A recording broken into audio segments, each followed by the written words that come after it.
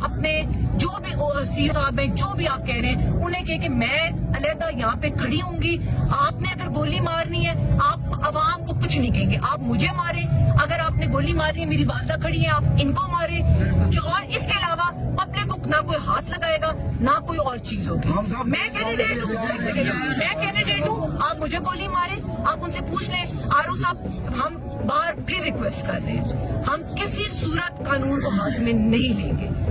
آپ R O صاحب کو کہیں کہ وہ یہاں پہ تشریف لائے، وہ آ کے میری اپلیکیشن لے، اس کے بعد ہم سب یہاں سے کوئی فوجی بھائی ہمارا ادھر نہ آئے، آپ سائڈ پہ ہو جائے، ہم پولیس والوں سے بات کر لیں.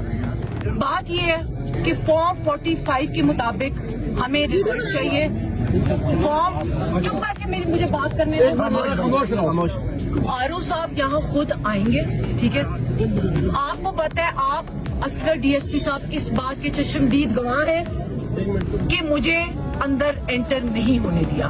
گیٹ کے پاس آپ کھڑے ہوئے، آپ کی پوری ویڈیو ایویڈنس موجود ہے. آپ کی بھی مجبوری ہے، میں آپ کو بلیم نہیں کرتی، آپ کی بھی مجبوری، کیونکہ اوپر سے جو انسٹرکشنز آپ کو آ رہی ہیں آپ اس کے مطابق چلتے ہیں، ٹھیک ہے.